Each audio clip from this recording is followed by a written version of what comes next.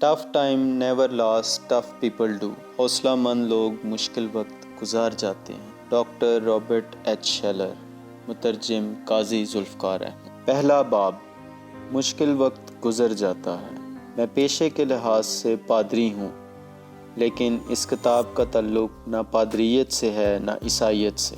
میں کوئی تبلیغی بات بھی نہیں کر رہا، اس کے لیے میرے پاس پلیٹ فارم موجود ہے. میں یہاں یقین و ایمان کی بات کروں گا جس کے بغیر انسان کا گزارا نہیں. میں یہاں ان مسائل کا ذکر کر رہا ہوں جس نے دنیا بھر کا بلڈ پریشر بڑھا رکھا ہے اور ڈپریشن پھیلا رکھا ہے. میں ان تدابیر کا ذکر کروں گا جن کے ذریعے ہم مسائل پر قابو پا کر دنیا میں آگے بڑھ سکتے ہیں. آپ کسی بھی مذہب یا فرقے سے تعلق رکھتے ہوں، خدا پر تو آپ کا یقین ہے ہی. میں قدم قدم پر اس کا نام لے کر آگے بڑھوں گا. وہ آپ کی شارک سے بھی قریب ہے. آپ بھی اس کے نام سے ہی ابتدا اور انتہا کریں. اس کتاب کا عنوان مجھے اسی بزرگ و برتر ہستی کی طرف سے القاء ہوا. میں نے زندگی میں جو کام کیے ہیں ان کی جھلکیاں آپ اس کتاب میں ملاحظہ کریں گے. وہ سب خدا کی مدد، رہنمائی اور اس کی ذات پر یقین کا نتیجہ ہیں. آپ کوئی بھی ہیں، آپ کا عقیدہ جو بھی ہے، آپ بھی ایسا کر سکتے ہیں. یہ کتاب آپ کو یہی بتاتی ہے کہ رنگ و نسل، مذہب و قومیت اور عمارت و غربت کے مسائل میں بھی آپ اپنے مسائل حل کر سکتے ہیں. زندگی میں جو چاہیں بن سکتے ہیں، زمانے کے لیے مثال ثابت ہو سکتے ہیں. آئیے خدا کے نام سے ابتدا کریں. اے میرے پروردگار، مجھے اپنی بے انتہا رحمتوں سے نوازتے ہوئے مجھے یہ شعور بخش کہ مجھے کب، کہاں اور کیسے کسی مقصد کے لیے ڈٹ جانا ہے اور کب مجھے ناکام کوشش کو ترک کر دینا ہے. مجھے توفیق دے کہ میں درست اور صحیح فیصلے بروقت اور باعزت طریقے سے کر سکوں. آپ عموماً جو دعائیں مانگتے ہیں ان میں سے یہ ایک اہم دعا ہے اور شاید آپ نے کبھی نہ کبھی ایسی دعا مانگی ہوگی. یہ کتاب اس دعا کی قبولیت کا ایک واضح اور ٹھوس شکل ہے، کیونکہ یہ کتاب آپ کو عمل پر آمادہ کرتی ہے. آپ کے اندر ایسی قوت پیدا کرتی ہے کہ آپ کی زندگی میں نور ہی نور بھر جاتا ہے. مدر و جزر کی کیفیت بدل جاتی ہے اور وقت مائل با بہتری ہو جاتا ہے. یہاں تک کہ آپ جہاں ہیں اور جیسے بھی ہیں امید سے بھر جاتے ہیں اور دوسروں کو نیک اور باعمل بننے پر آمادہ کرتے ہیں. یہ کتاب آپ کو جوش عمل سے بھر دے گی. آپ کی تخلیقی صلاحیتیں کچھ کر گزرنے پر مائل ہوں گی اور آپ محسوس کریں گے کہ بے عملی کا دور ختم ہونے والا ہے. جو ہو چکا سو ہو چکا. بند کارخانہ دوبارہ نہیں کھلے گا. بھاپ سے چلنے والے انجن اب واپس نہیں آئیں گے. اسے شاہ کے تمام پٹھو اور آدمی مل کر بھی اس کی اصل صورت میں نہیں لا سکتے. پچھتانے کا کوئی فائدہ نہیں. چڑیاں جس کھیت کو چگ گئی ہیں آپ نے اسے دوبارہ بونا ہے اور اس سے فصل کاٹنی ہے. یہ کتاب آپ کو کامیاب و کامرانی کے اس راستے پر گامزن ہونے پر یقینی مدد دے گی جسے آپ چھوڑ کر دوسرا غلط راستہ اختیار کر چکے ہیں. مشکل وقت گزر جاتا ہے. 1982 کا موسم گرما ایک جان لیوا موسم تھا. یوں جان پڑتا تھا جیسے وقت 1930 کے انتہائی مایوسی کے دور میں لوٹ چکا ہے. کمپنیاں دیوالیاں ہو رہی تھیں. بیکاری اور بے روزگاری نقطۂ عروج پر کو چھو رہی تھی. زندگی کے کاروبار میں تعطل پیدا ہو گیا تھا. ذرائع ابلاغ اس مایوسی پر گہرے رنگ چڑھا کر اس کیفیت کو برآمد کر رہے تھے. مایوسی کی اس لہر کو سیاستدان اپنے مفاد میں استعمال کر رہے تھے. انہیں موقع مل گیا تھا کہ وہ حزب اختلاف کی ناکامیوں کو اجاگر کریں. ان کی کوتاہیوں کو اچھالیں اور پوری پارٹی میں کیڑے نکالیں۔ ڈیموکریٹس کو موقع مل گیا تھا کہ وہ ریپبلکنز پر الزام دھریں جو اس وقت برسر اقتدار تھے۔ ریپبلکس ساری صورتحال کو ڈیموکریٹس کا ایک دھرا ٹھہرا رہے تھے اور کہہ رہے تھے کہ مایوسی کا یہ دور ان کے غلط اقدامات کی پیداوار ہے۔ سب کے سب الزام تراشیوں میں مصروف تھے، لیکن اصل مسئلہ کی نشاندہی کوئی نہیں کر رہا تھا۔ مسئلہ بالکل مسائل اپنی جگہ موجود تھے، ان میں برابر اضافہ ہو رہا تھا، بلکہ ان کی بازگشت اب دوسرے ممالک میں بھی سنائی دے رہی تھی۔ ہر شخص اس صورتحال سے متاثر تھا، کوئی بھی محفوظ نہ تھا۔ میں نے بھی کرسٹل کیتھیڈرل کا انچارج ہونے کی حیثیت سے عبادت کے اجتماعات میں اس مایوسی کو ذاتی طور پر محسوس کیا۔ 169 ٹی وی چینلز سے ٹیلی کاسٹ ہونے والے پروگرامز آور آف پاور کا انچارج ہونے کی وجہ سے بھی میں نے اس مایوسی کو محسوس کیا۔ $2 کروڑ کے سالانہ بجٹ سے ہم جو 500 لوگوں کی کفالت کر رہے تھے وہ مہنگائی کے باعث ناممکن ہو رہی تھی۔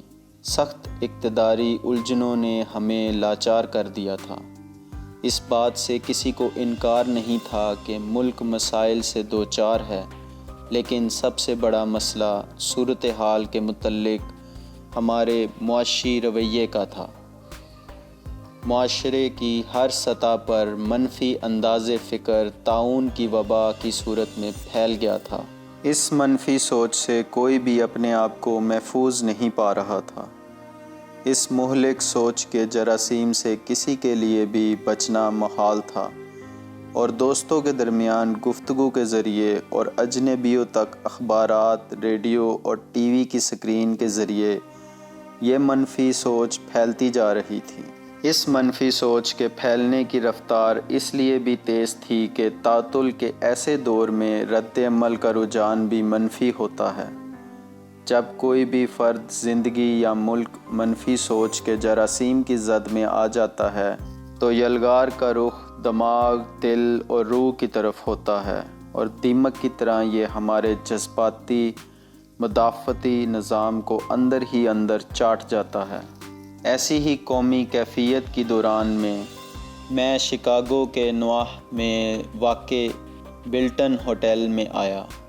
مجھے وہاں منعقد ہونے والے ایک بہت بڑے خصوصی اجتماع سے خطاب کرنا تھا تاکہ میں حاضرین کو متحرک کر سکوں۔ اس کنونشن میں مندرو بین زراعت سے تعلق رکھنے والے لوگ تھے۔ ان میں ایسے لوگ بھی تھے جو مڈ ویسٹ کی ریاست ہائی آئیوا، مشیگن، الینائس اور منیسوٹا کے کھیتوں میں واقع گھروں میں پیدا ہوئے تھے اور وہیں پل کر جوان ہوئے تھے۔ میں ایسے خصوصی اجتماع کو ایک بے مثال موقع خیال کر رہا تھا کہ میں اس سرزمین کے لوگوں سے ملوں گا جسے میں 40 سال پہلے چھوڑ کر آ چکا تھا۔ میری ایک پرمست اور گرم جوشی سے بھری شام گزارنے کی توقعات اس وقت معدم ہو گئیں جب میں نے سنجیدہ نظر آنے والے شرفاء کو دیکھا جن کے لباس پر نظر آنے والے بیج یہ بتا رہے تھے کہ یہ وہی لوگ ہیں جن کی مجھے تلاش ہے۔ انہوں نے میرا استقبال قدرے سرد مہری سے کیا۔ بس اتنا کہا، ڈاکٹر شیلر، آپ کی آمد کا شکریہ۔ آپ کی آمد کا شکریہ ایسے الفاظ تھے جو رسمی طور پر کہے جاتے ہیں۔ ایسے الفاظ میں مختلف المیہ مواقع پر ہسپتال میں، مردہ خانوں، عبادت گاہوں اور جنازوں میں ہزاروں مرتبہ سن چکا تھا۔ میں نے اپنے ذہن میں دہرایا، آپ کی آمد کا شکریہ، مگر میں یہ محسوس کیے بغیر نہ رہ سکا کہ میں کسی خصوصی اجتماع میں نہیں، کسی عظیم سانحے پر آیا ہوں۔ کم عمر نظر آنے والے شخص نے کہا، آپ کے سامعین کی تعداد 3500 ہے۔ اس کے ساتھی نے لقمہ دیا۔ ان لوگوں پر مشکل وقت آ پڑا ہے، یہ آپ کی ہنسنے ہنسانے والی کہانیاں نہیں سننا چاہتے۔ اور نہ آپ کی باچھوں کو کانوں تک کھلا ہوا دیکھنا چاہتے ہیں جیسا کہ آپ ٹی وی پر کرتے ہیں۔ انہیں خالی خلی وعدے کہ سب ٹھیک ہو جائے گا کے ساتھ تمہاری تھپکی کی بھی ضرورت نہیں۔ پھر وہ دونوں اسی طرح میرے راستے میں کھڑے ہو گئے جیسے وہ مجھے اندر نہ جانے دینا چاہتے ہوں۔ پہلے والے شخص نے پھر کہا، ڈاکٹر شیلر، یہ حقیقت ہے جو آپ سے بیان کی گئی ہے۔ ان کے کھیت اور گھر تباہ ہو رہے ہیں، ان کے کاروبار دیوالیہ ہو چکے ہیں، ان کی شادیاں اور خاندان خوفناک دباؤ کا شکار ہیں۔ انہیں مدد کی ضرورت ہے، اور سب سے زیادہ ان کو امید کی ضرورت ہے۔ ان کو امید کی بشارت دیجیے۔ اتنا کہہ کر اس نوجوان نے ایک ننھا سا مائکرو فون میرے کوٹ کے کالر پر لگا دیا۔ درمیان کی پتلی سی دیوار کی دوسری جانب سے کنوینس کی آواز آ رہی تھی جو میرا تعارف سامعین سے کرا رہا تھا۔ وہ کہہ رہا تھا، خواتین و حضرات، میں اب آپ کا تعارف اپنے سب سے اہم مقرر سے کرا رہا ہوں۔ موصوف کا نام ڈاکٹر رابرٹ شیلر ہے، جو گارڈن گاؤن، کیلیفورنیا میں کرسٹل کیتھیڈرل کے بورڈ آف ڈائریکٹرز کے صدر ہیں۔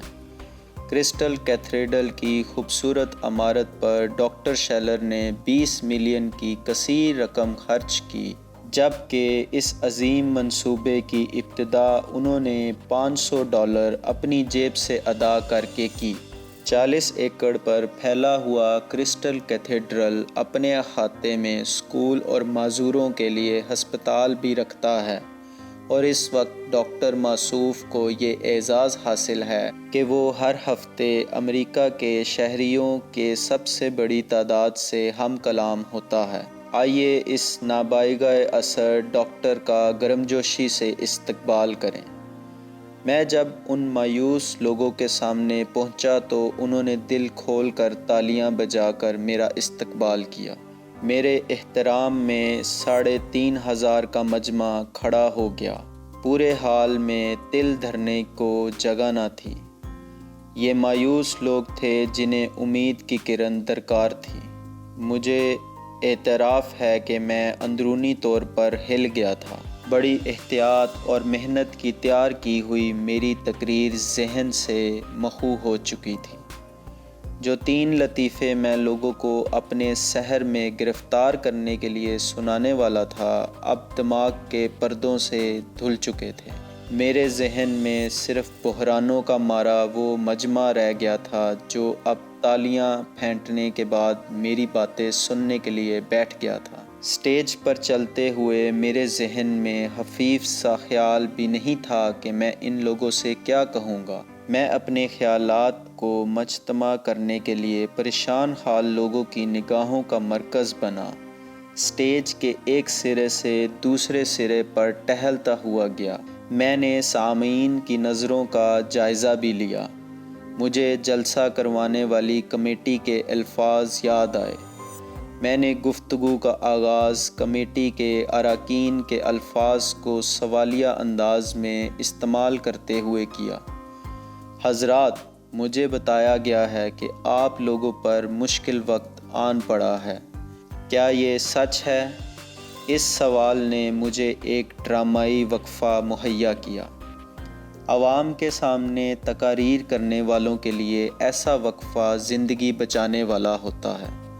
میں اسٹیج پر ان کی حالت زار پسیجنے کے انداز میں چند قدم آگے پیچھے ہوتا رہا اور اپنی متوقع بات چیت کو ترتیب دیتا رہا۔ میں بجا طور پر کہہ سکتا ہوں کہ میرے سوال سے وہ ان 3 لطائف سے زیادہ مبہوت ہوئے تھے جو اب میری جیب میں بیکار پڑے تھے۔ میں نے ان کو فی البدیہہ ایسے خطاب کیا جیسے میں مدتوں اس خطاب کے لیے ہی ریاضت کرتا رہا ہوں۔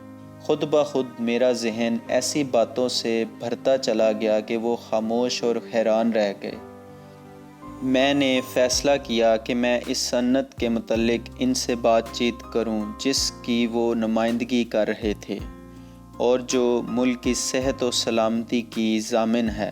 ان کا تعلق امریکن لوگوں کے ناشتے کی بنیادی اجزاء سے تھا۔ مارکیٹ کی راہ آ کر میز پر سجنے والی خوراک انہی خواتین اور مردوں کی محنت کا حامل ہوتی ہے۔ مجھے اپنی تربیت کا وہ وقت یاد تھا جب مجھے لوگوں کے سامنے بولنے، تقریر کرنے اور بحث میں حصہ لینے کے طریقے اور آداب سکھائے گئے تھے۔ ان طریقوں اور آداب کی مشق میں نے ہوپ کالج مشیگن میں کی تھی، اور مذہبی تعلیم کے لیے میں نے اس اکتساب فیض کو اپنا اوڑھنا بچھونا بنا لیا تھا۔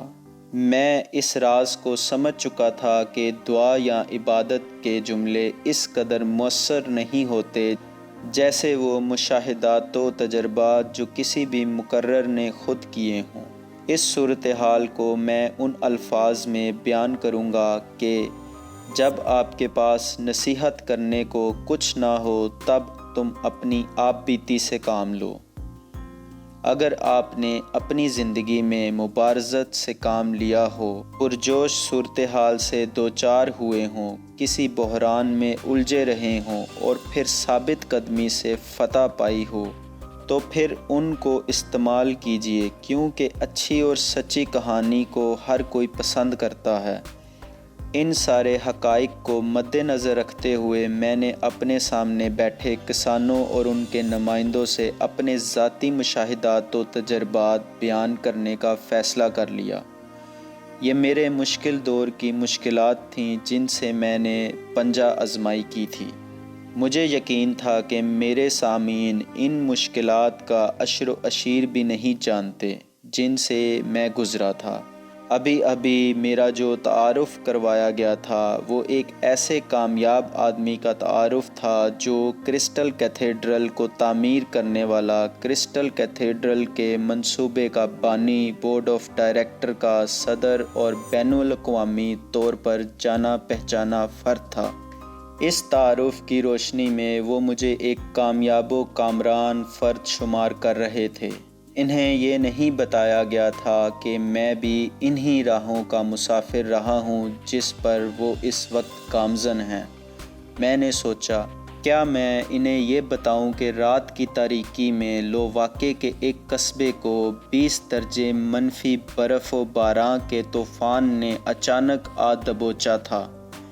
کیا میں انہیں یہ بتاؤں کہ یخ بستہ ہوا کس طرح کمزور و ناتواں دیہاتی مکانوں کی باریک سے باریک درزوں اور دراروں میں گھس گئی تھی، اور کس طرح اس ہوا نے میرے سونے کے کمرے میں گھس کر میرے بستر کے گرد برف کی ایک تہہ جما دی تھی؟ کیا میں انہیں یہ بتاؤں کہ ہمارے پاس اس قدر رقم بھی نہیں تھی کہ ہم گھر کو گرم رکھنے کے لیے کوئلے ہی خرید سکتے؟ کیا میں انہیں یہ بتاؤں کہ ہم اپنی جانیں بچانے کے لیے ایک طوفانی صحرائی بگولے سے کس طرح بھاگے؟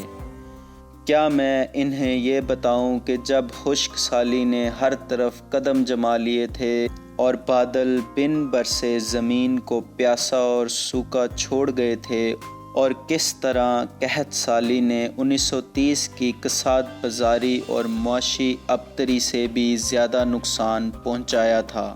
کیا میں ان کو اپنے اس کمرے کے جل جانے کے بعد اپنی غربت اور مفلوک الحالی کی کہانی سناؤں جس میں میں رہتا تھا اور جس میں میرے تمام ذاتی اثاثے راکھ ہو گئے تھے؟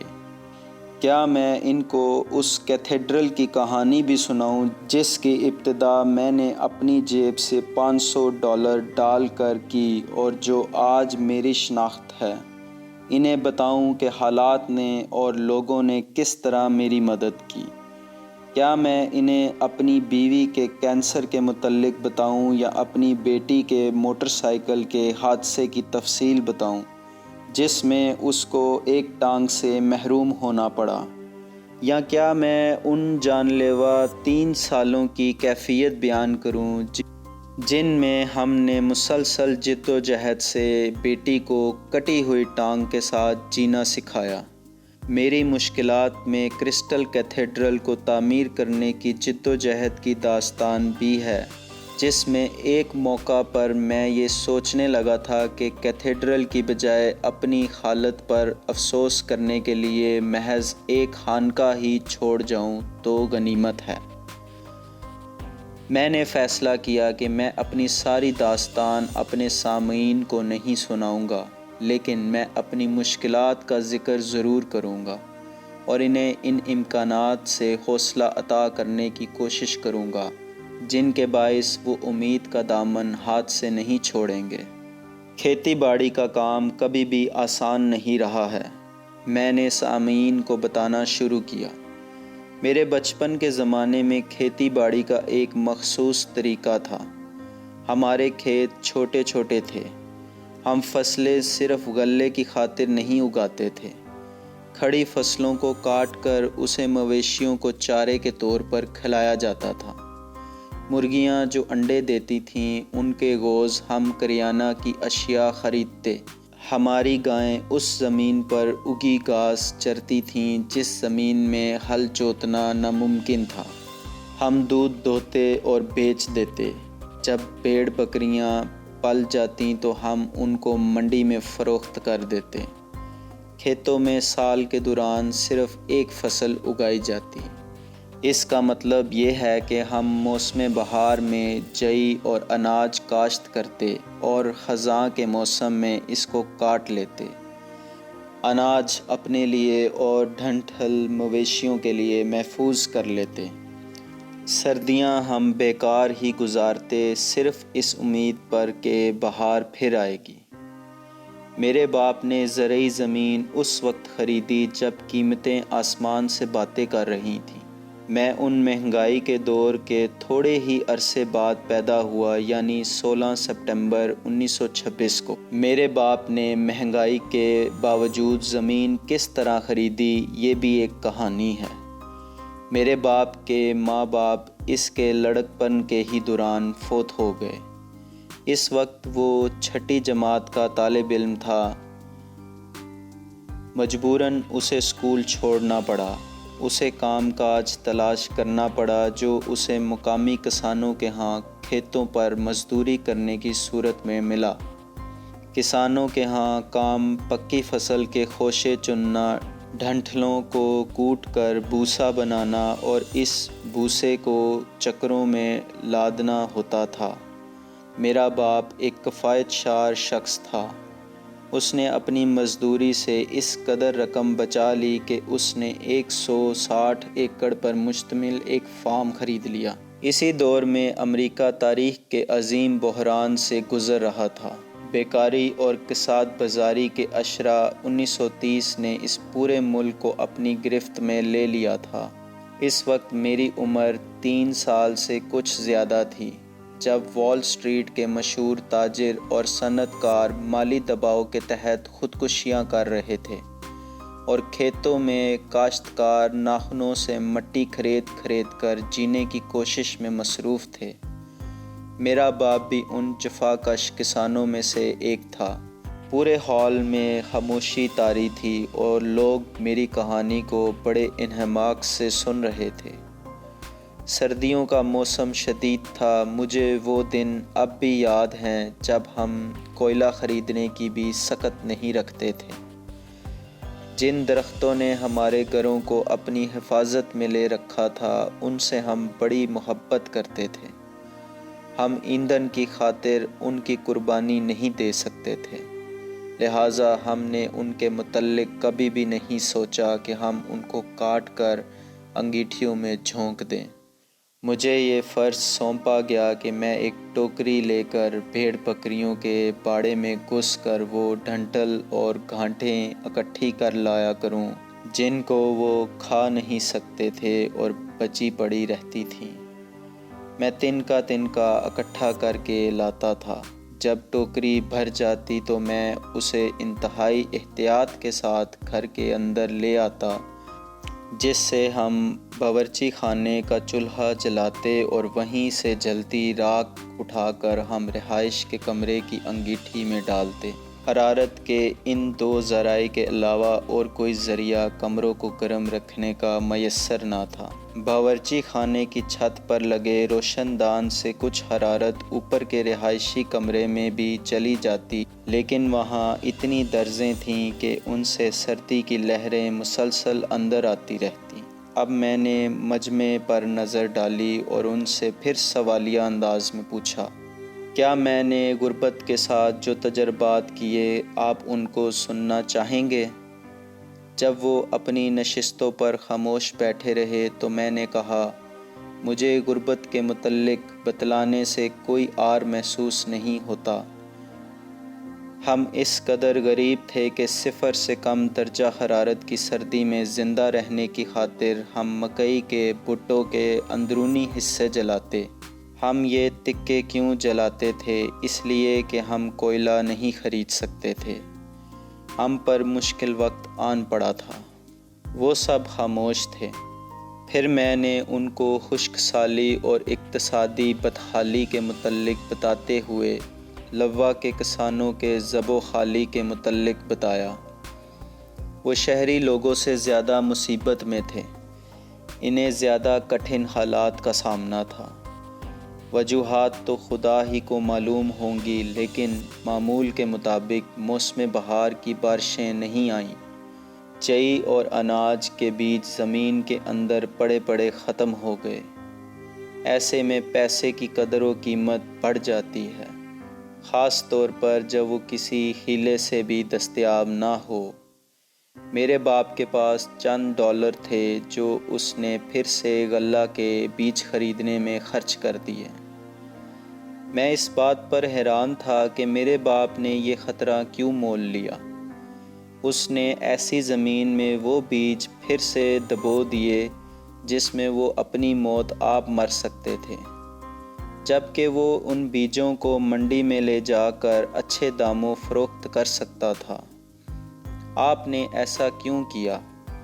ایک دفعہ میں نے اپنے باپ سے پوچھا، آپ ان بیجوں کو آسانی سے بیچ کر منافع کما سکتے تھے۔ وہ لوگ جو جرأت رندانہ سے کام نہیں لیتے آگے نہیں نکل سکتے۔ باپ نے مجھے بڑے معتبرانہ انداز میں سمجھایا، بے شک زندگی میں ضرب دینے کے لیے کلیے کی بڑی اہمیت ہے۔ یہ ایک فطری، معاشی اور بنیادی اصول تھا، اور اس اصول کو ہر کسان جانتا تھا۔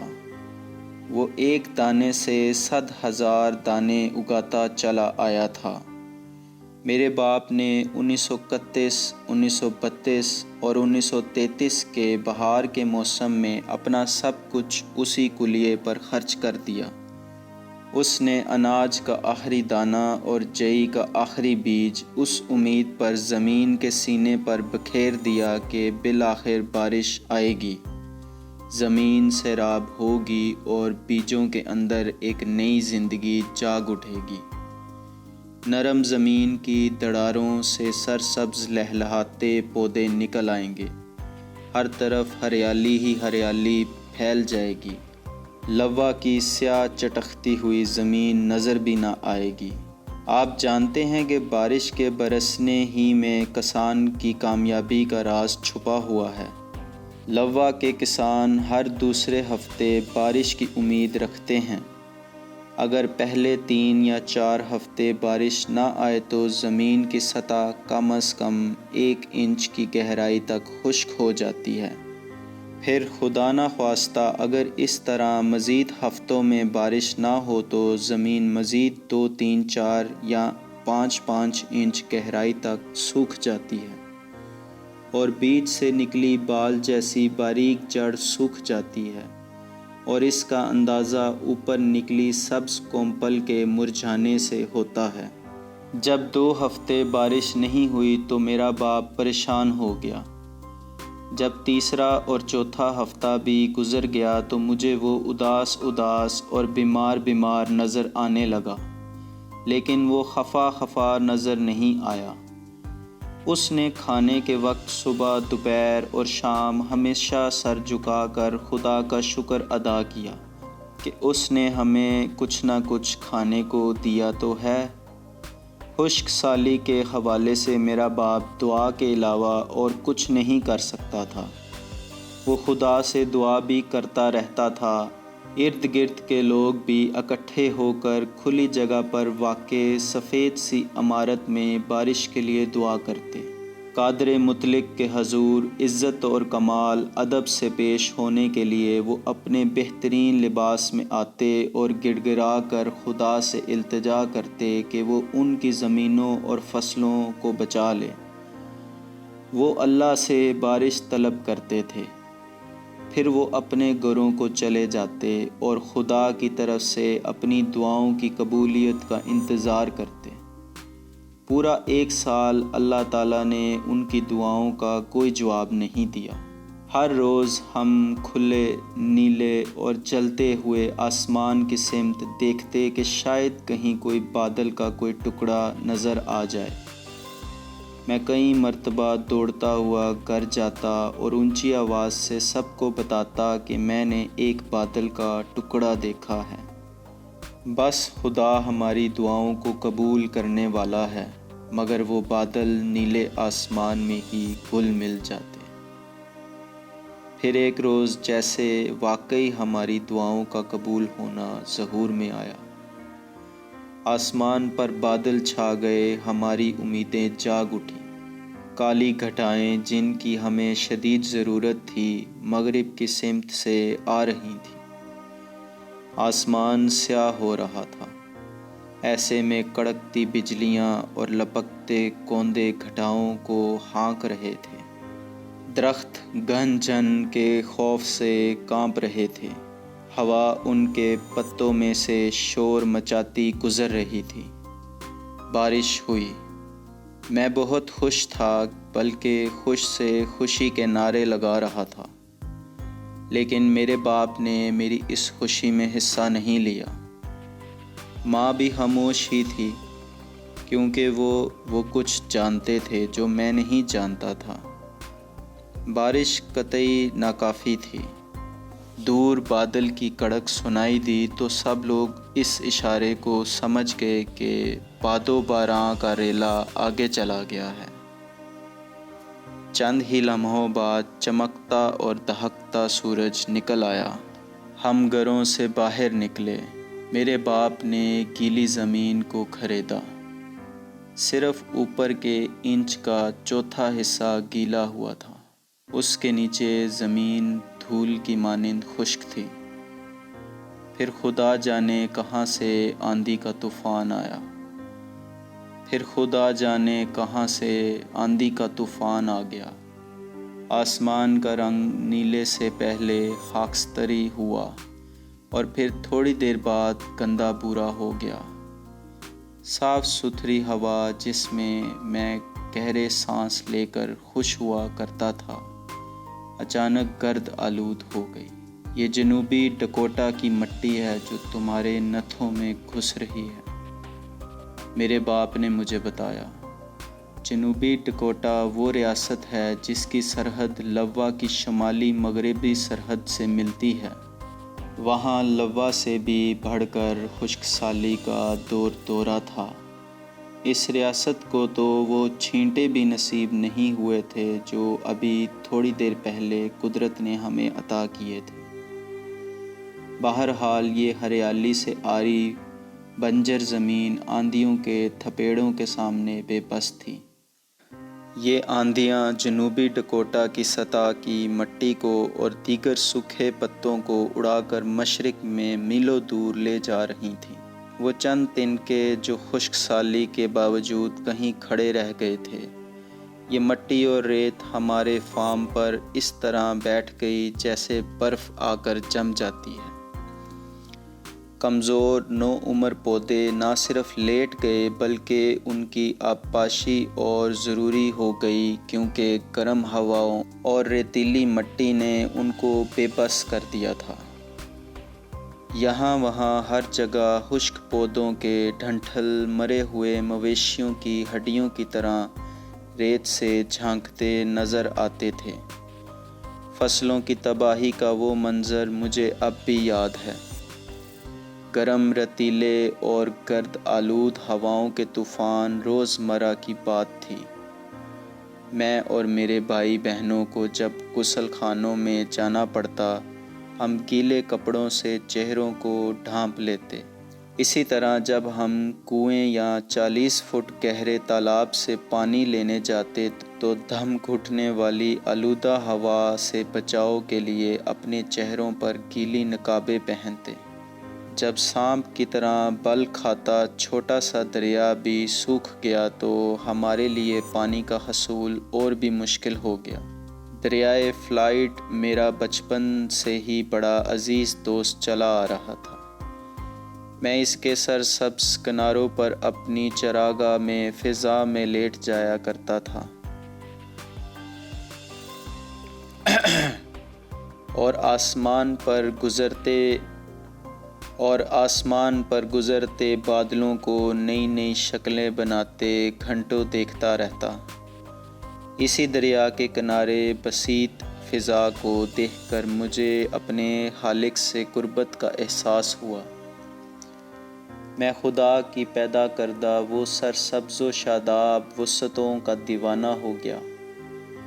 سالوں بعد میں یہ خواب دیکھنے لگا کہ مجھے ایسی عبادت گاہ میسر آئے جہاں دن ہو یا رات میں آسمان کو دیکھ سکوں۔ سالوں بعد میری یہ خواہش کرسٹل کیتھیڈرل کی صورت میں پوری ہوئی۔ یہ کھلی فضا ہی ہے جس میں ہم اپنے پریشان ذہنوں کو پریشانیوں اور بے چینیوں سے آزاد کرنے کی دعائیں کرتے ہیں، اور آسمان سے رحمتوں کا نزول ہمیں سکون مہیا کرتا ہے۔ لیکن اس محیط خشک سالی کے دوران میں نے آہستہ آہستہ دریا کو سوکھتے دیکھا، اس کے اندر بن جانے والے چوہڑوں کو کیچڑ میں تبدیل ہوتے دیکھا اور اس کیچڑ کو لپٹتی تڑپتی مچھلیوں کو مرتے دیکھا۔ موت نے ہمارے ارد گرد ڈیرے ڈال لیے تھے۔ دریا مر چکا تھا، مچھلیاں مر چکی تھیں، اور سب سے اہم یہ کہ فصلیں مر چکی تھیں۔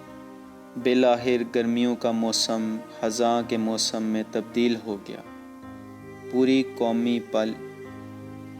قومی پریس نے وسطی مغرب کو آفت زدہ علاقہ قرار دے دیا۔ بینکوں کے سربراہوں اور تجارتی اداروں کے بڑوں نے صورتحال کو اپنے اقتصادی بحران سے بڑا مرض قرار دیا۔ تازہ سبزیوں اور پودوں کی عدم دستیابی کی وجہ سے سارے امریکہ کا ناشتہ تباہی سے دوچار تھا۔ خشک سالی کا یہ سال اگر معمول کا عام سال ہوتا تو میرا باپ اتنے غلے کی توقع کرتا جس سے درجنوں چھکڑے لادے جا سکتے، لیکن اس سال میں وہ مشکل سے 2 بیگھہ زمین سے نصف چھکڑا غلہ بھی حاصل نہ کر سکا۔ معمول کا سال ہوتا تو وہ ان 2 بیگھوں سے 1 دانہ بھی حاصل نہ کر سکتا، کیونکہ یہ زمین سیم زدہ تھی۔ اندر ہی اندر کوئی پراسرار چشمے اس کو دلدل بنائے رکھتے تھے۔ میرے باپ نے اس دلدلی سطح کو خشک کرنے کے لیے اکثر ایک سیم نالہ کھودنے کے متعلق سوچا تھا تاکہ وہ دلدل کو خشک کر کے اس سے استفادہ حاصل کر سکے۔ خشک سالی میں 160 ایکڑ زمین میں صرف یہ دلدلی حصہ ایسا تھا جس میں فصل بچی رہتی تھی۔ اس جگہ پھینکا ہوا بیج کسی زمین دوز ذریعہ سے نمی حاصل کرتا رہا۔ اس جگہ غلہ کے پودے کے تنے 6 فٹ لمبے تھے۔ منفی سے ہم نے مثبت فصل کاٹی۔ یہ ایک نصف چھکڑا غلہ تھا۔ کیا یہ ایک مکمل تباہی تھی؟ نہیں، یہ مکمل تباہی نہیں تھی۔ کچھ نہ ہونے سے اتنا ہونا بھی بڑی بات تھی۔ کم از کم یہ غلہ اس قدر ضرور تھا جس قدر ہم نے بویا تھا۔ یہ مکمل یا بھرپور نقصان نہیں تھا۔ ہم نے کچھ حاصل نہیں کیا تھا لیکن ہم نے کچھ کھویا بھی نہیں تھا۔ اس رات میرے باپ نے کھانے کے وقت جو دعا مانگی اس کو میں کبھی نہیں بھول سکتا۔ اس نے کہا، اے محبت کرنے والے خدا، میں تمہارا شکر بجا لاتا ہوں۔ میں نے اس سال کچھ کھویا نہیں ہے، تم نے میرا غلہ واپس کر دیا ہے، تیرا 1000 بار شکریہ۔ خدا پر جس قدر پختہ یقین میرے باپ کو تھا، دوسرے کسانوں کو نہیں تھا۔ ان کی اس بے یقینی کا نتیجہ یہ ہوا کہ انہوں نے یکے بعد دیگرے اپنے کھیتوں پر برائے فروخت کی تختیاں کھڑی کر دیں۔ بعض بے ہمت کسان مشکل وقت کے گزر جانے پر یقین ہی نہیں رکھتے تھے۔ انہوں نے اپنا سامان باندھا اور اپنی زمینوں کو چھوڑ کر چلے گئے۔ بعضوں نے مایوسی کے عالم میں اپنی زمینیں بینکوں کے حوالے کر دیں۔ بعد میں بہت سی جائیدادیں کچہریوں کے ذریعے نیلام ہوئیں۔ سالوں بعد میں نے اپنے باپ سے پوچھا کہ وہ کس طرح اس تباہی سے بچ نکلا، کیونکہ اس کے پاس بھی کوئی سرمایہ نہیں تھا اور نہ ہی اس کے رشتہ دار امراء میں سے تھے۔ میرے باپ نے بتایا، میں اپنے ایک دوست کے پاس گیا۔ میرا وہ دوست ایک اعلیٰ جگہ پہ افسر تھا۔ میں نے اس دوست سے اپنی حالت کا اظہار کیا اور بتایا کہ مجھے کچھ رقم درکار ہے تاکہ میں اپنے زمینوں پر دوبارہ لہلہاتی ہوئی فصلیں اگا سکوں۔ مجھے آج بھی چیتھڑے پہنے اس دوست کے دفتر میں جانا یاد ہے۔ اس کے دفتر کی دیوار پر ایک مقولہ بھی یاد ہے، کیونکہ میرے باپ نے مجھے وہ مقولہ خاص طور پر یاد کرایا تھا۔ لکھا تھا، غیر معمولی اور غیر متزلزل ارادے رکھنے والے بڑے لوگ حقیقتاً معمولی لوگ ہی ہیں۔ میرا پختہ یقین ہے کہ یہ مقولہ مثبت طرز عملی کی عکاسی کرتا ہے۔ اس مقولے کی روشنی میں میرے باپ نے اپنے اس افسر دوست کے آگے اپنے عزم کا اظہار کیا اور انہوں نے کٹھن حالات کے باوجود میرے باپ پر اعتماد کیا۔ یہ مقولہ میرے باپ کی کامیابی کا ضامن تھا۔ جھلی ہوئی خشک اور دراڑوں سے مزید زمین خریدنا اس بات کی دلیل تھی کہ میرا باپ یقین رکھتا تھا کہ مشکل وقت گزر جائے گا۔ واقعی قحط اور خشک سالی گزر گئی۔ اس نے میرے اندر عزم، یقین اور حوصلے کو فروغ دیا۔ میں نے اپنے خوابوں کی مثبت تعبیر حاصل کرنے کے لیے جد و جہد کو اپنا ایمان بنا لیا۔ وہ لوگ جو مایوس تھے، نا امید تھے، جن کو میں نے امید سے سرشار کرنا تھا، خاموش حیرت زدہ میری کہانی سن رہے تھے۔ موقع ایسا تھا کہ میں ان کو مزید باتیں بھی سنا سکتا تھا، چنانچہ میں نے انہیں اس طوفانی بگولے کی داستان بھی سنائی جس نے ہماری زندگی کو اچانک اتھل پتھل کر دیا تھا۔ میں نے سامعین کو بتایا، خشک سالی کے کئی سال بعد میں موسم گرما کی تعطیلات اپنے فارم پر والدین کے ساتھ گزارنے کے لیے کالج سے آیا تھا۔ میں نے ابھی وہ اپنی صندوقچی جس میں میرے کپڑے اور کتابیں تھیں نہیں کھولی تھی کہ میرے باپ نے میری توجہ ایک سنسناہٹ کی طرف دلائی۔ واقعی ایک عجیب و غریب آواز اراتاش کی صورت میں موجود تھی تمام ساپہر میں، اور میرا باپ اس آواز کو پہچاننے کی کوشش کرتے رہے۔ لگتا تھا کہ کوئی بہت بڑا باجا خوفناک انداز میں بجایا جا رہا ہے۔ اونچی سطح پر کچھ بادل بھی گھر آئے تو پھر اس آواز کا انداز ایسا ہو گیا جیسے بادلوں سے ورے مال گاڑیاں جا رہی ہوں۔ میرے باپ نے آسمان کی طرف دیکھتے ہوئے بڑبڑاتے ہوئے کہا، لگتا ہے اولے برسنے والے ہیں۔ پھر ہم نے گلابوں اور دوسرے ایسے ہی قیمتی پودوں کو بچانے کے لیے ان کو ڈبوں، کڑاہیوں، گھڑوں اور لکڑی کے کریٹوں میں ڈھانپا۔ شام کے 6 بج چکے تھے۔ جلدی میں ہم نے شام کا کھانا بھی کھا لیا۔ ہم اپنے گھر کے برآمدے میں میلوں دور تک پھیلے ہوئے کھیتوں کو دیکھ سکتے تھے۔ سورج اب اس سیاہ آندھی کی اوٹ میں جا چکا تھا۔ جو مغربی آسمان پر شمالاً جنوباً چھا رہی تھی، اپنے شکار پر جھپٹنے کے لیے آہستہ آہستہ دبے پاؤں جس طرح چیتا رینگتا ہوا آگے بڑھتا ہے، اس طرح وہ آندھی ہمارے قریب ہو رہی تھی۔ گرم ہوا کے جھونکوں کی صورت میں دیہاتی سڑک کی گرد کو اڑاتی ہوئی نظر آ رہی تھی۔ پرانے اونچے لمبے درخت ہوا کے آگے جھک رہے تھے۔ دور چراگاہ میں چرتی ہوئی ایک گائے زور سے بلبلاتی جیسے وہ اپنے بچھڑے کو محفوظ مقام پر پناہ لینے کے لیے کہہ رہی ہو۔ میرے سواری کے گھوڑے کو بھی کسی خطرے کا احساس ہو گیا تھا۔ وہ اپنا اگلا حصہ اٹھا کر اپنے پچھلے پاؤں پر کھڑا ہو گیا تھا۔ سر کو اونچا رکھتے ہوئے اس نے گردن کو جھکایا۔ اس کی دم ہوا سے لہلہائی جبکہ اس کے کان یوں کھڑے تھے جیسے وہ کوئی اجنبی آواز سن رہا ہے اور کوئی خطرہ محسوس کر رہا۔ اچانک سیاہ بادل کا ایک ٹکڑا جس کا گھیرا سورج کے برابر تھا تاریک آسمان سے نکلا اور اپنے پیچھے ایک خاکستری لمبی گول چکری کھاتی ہوئی بیلن سی بناتا ہوا زمین کی سمت لپکا۔ پھر وہ تھوڑی دیر کے لیے فضا میں معلق گھومتا ہوا رک گیا، گویا وہ لمبی ایک نالی والی دوربین ہو اور جائزہ لے رہا ہو کہ اسے کہاں حملہ کرنا ہے۔ جینی، میرا باپ زور سے چلایا، بھاگو، یہ طوفانی آندھی کا بگولا ہے۔ اتنا کہہ کر میرے باپ نے جلدی سے گاڑی نکالی جبکہ ماں چند چیزیں سمیٹتی گاڑی کی سمت دوڑتی چلی آئی۔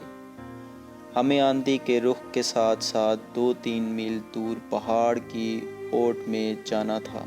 میری کیفیت اور تھی، میں نے اپنے دوستوں کو بتانے کے لیے کہ میں نے اصل ٹورنیڈو دیکھا ہے، اپنے باپ سے پوچھ رہا تھا، ڈیڈی، کیا تم یقین سے کہہ سکتے ہو کہ یہ واقعی ٹورنیڈو ہے؟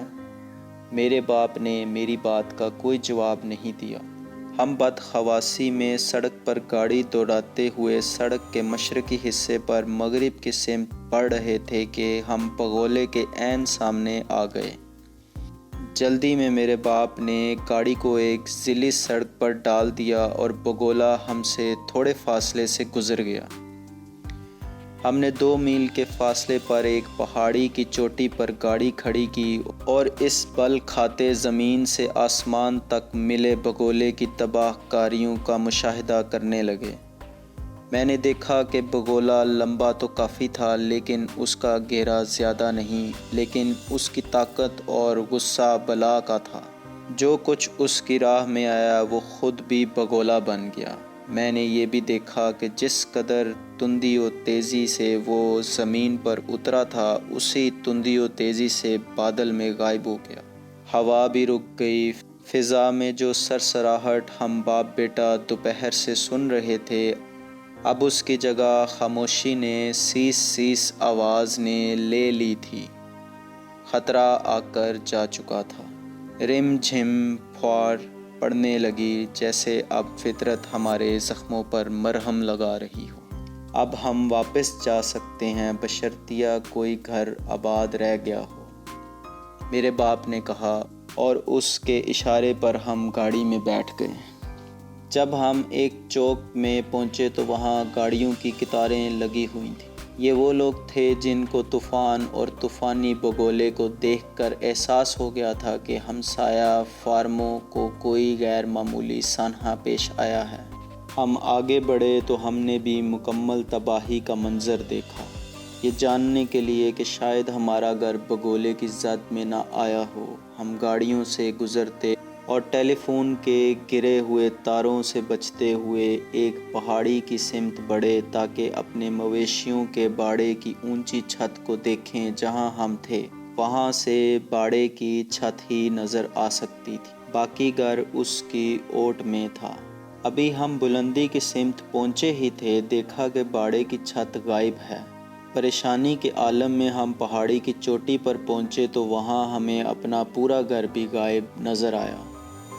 چند منٹ پہلے جہاں کئی رنگین اور صاف ستھری عمارتیں کھڑی تھیں، وہاں صرف مکانوں کی بنیادیں نظر آ رہی تھیں۔ ہم پہاڑی سے اتر کر گاڑی میں بیٹھے تو میرے باپ کو گاڑی چلانے میں سخت دشواری پیش آ رہی تھی۔ وہ شدید پریشان تھا، لیکن جلد ہی اس نے اپنے حواس پر قابو پا لیا۔ غم و اندوہ کا کرب چند آنسوؤں کی صورت میں اس کی پلکوں پر تیر گیا تھا۔ اس نے گمگیر آواز میں کہا، جینی۔ میری ماں نے میرے باپ کی طرف دیکھا، اس کی آنکھیں بھی آنسوؤں سے تر تھیں۔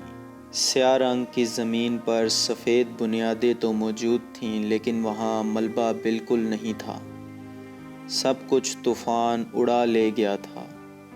معجزاتی طور پر بھیڑ کے 3 بچے زندہ تھے اور اپنی مردہ ماں کا دودھ پینے کی کوشش کر رہے تھے۔ میرا سواری کا گھوڑا 14 فٹ لمبے شہتیر کے نیچے مردہ پڑا تھا۔ ارد گرد نیم مردہ مویشی آخری سانسیں لیتے ہوئے بھیانک انداز سے کرا رہے تھے۔ گوبر گیس جو ہم چولہوں میں استعمال کرتے تھے ٹوٹی نالیوں سے خارج ہو رہی تھی۔ میرے باپ نے ہمیں پھر گاڑی میں بٹھایا۔ جب اس نے اسٹیئرنگ پر اپنا ہاتھ رکھا تو میں نے دیکھا کہ اس کے ہاتھوں کی رگیں ابھری ہوئی تھیں۔ اس نے ایک لمبی سانس کھینچی اور میری ماں سے کہا، جینی، سب کچھ تباہ ہو گیا۔ 26 سال کی محنت کو ضائع ہونے میں 10 منٹ نہیں لگے۔ ہم کھیتوں میں سے ہوتے ہوئے واپس فارم کے صحن میں آئے۔ اس چکر میں میں نے دیکھا کہ بگولا جہاں جہاں سے گزرا تھا وہاں ایسے لگا تھا جیسے کئی مرتبہ جھاڑو دیا گیا ہو۔ بعد میں ہمیں پتہ چلا کہ بگولے نے ہمارے مکان کا ملبہ نصف میل دور ہماری چراگاہ کے دوسری طرف پھینک دیا تھا۔ سب کچھ کرچی کرچی ہو چکا تھا۔ ہم نے کچن کی ایک دیوار پر ایک تختی لگا رکھی تھی جو پلاسٹک سے ڈھالی گئی تھی۔ اس پر لکھا تھا، خدا پر بھروسہ رکھو۔ میرے باپ کو اس تختی کا آدھا حصہ ملا جس میں صرف بھروسہ رکھو باقی رہ گیا تھا۔ میرے باپ نے اس بھروسہ رکھو کو اللہ کی طرف سے ہدایت سمجھا۔ اس نے ہمیں بتایا کہ یہ خدا کا پیغام ہے۔ چنانچہ اس نے دل و جان سے اس پیغام پر عمل کیا۔ خدا پر بھروسہ کرتے ہوئے وہ نئے عزم کے ساتھ فارم کی تعمیر نو میں مصروف ہو گیا۔ اس نصف تختی کے ملنے سے پہلے میرے باپ کا ارادہ تھا کہ وہ بھی دوسرے لوگوں کے ساتھ فارم کو چھوڑ دے گا۔ اب اس نے ارادہ کر لیا کہ وہ فارم نہ تو بیچے گا نہ چھوڑے گا۔ اسے اپنے پاس رکھے گا اور آباد کرے گا۔ لوگوں کا خیال تھا کہ میرا باپ ٹوٹ پھوٹ چکا ہے۔ اس وقت میرے باپ کی عمر 60 سال سے زیادہ تھی۔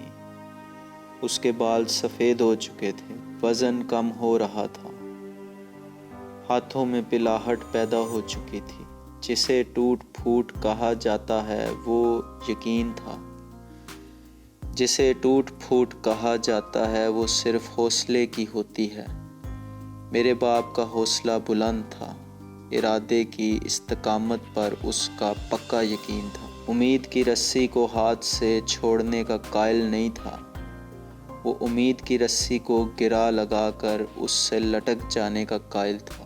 قدرت نے اس کے ارادے کی قوت میں پہاڑ کو گرا دینے، معجزات کو جنم دینے، زمین کو ہلا دینے اور حالات کو اپنی مرضی کے مطابق ڈھال لینے کے عناصر جمع کر رکھے تھے۔